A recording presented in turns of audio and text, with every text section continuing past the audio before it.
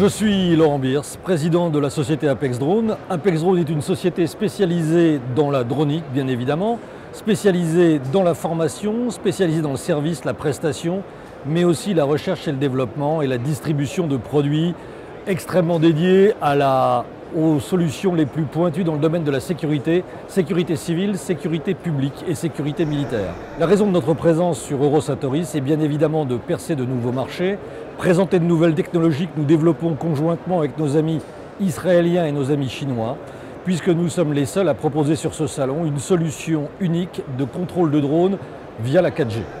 Nous avons toute une gamme de produits qui vont nous permettre soit de créer des essaims de drones pour du contrôle en temps réel de gestion de crise, et ça c'est unique. Là aujourd'hui, les autorités sont capables en temps réel de voir ce qu'il se passe sur le terrain des opérations à travers leurs drones. Nous avons ici le Valkera Vitus, qui est un drone extrêmement compact. C'est le modèle Starlight qui nous offre, en plus de ses performances exceptionnelles, une vision de nuit sans pareil. Nous avons aussi un nouveau modèle qui est un modèle hybride. Ça, c'est une nouveauté dans le domaine du drone. Ce modèle hybride a une autonomie de 3 heures de vol, ce qui permet de couvrir de grandes distances et d'emporter une charge utile qui peut aller jusqu'à 4 kg. Ici, vous avez une solution assez particulière qui est un lance-roquette, mais un lance-roquette civil, puisqu'il est destiné aux pompiers.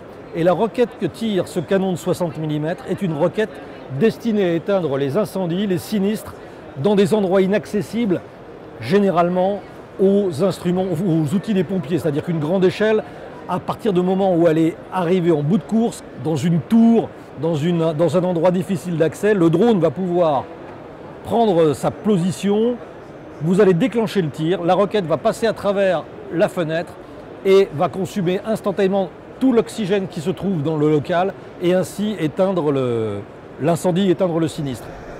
Nous sommes en présence du Voyager 4, qui est un complément naturel aux caméras de vidéoprotection. C'est un drone qui va pouvoir fonctionner pendant 20 minutes en vol et va rester 10 heures en mode oiseau de proie pour observer les foules en transmettant non seulement une image en haute définition, mais aussi le son et l'image. Ça, que ce soit en mode vol ou en mode posé, pour des raisons de sécurité, c'est un complément extraordinaire à toutes les caméras de sécurité publique ou les caméras de vidéoprotection qui existent aujourd'hui. Un drone comme celui-ci, bien sûr, on ne sait jamais quand est-ce qu'il va survenir, il est silencieux. On ne peut pas prévoir sa présence, contrairement à une caméra de vidéoprotection que l'on a repérée, dont les angles morts sont connus, qui sont faciles à saboter. Là, c'est imprévisible et c'est imparable.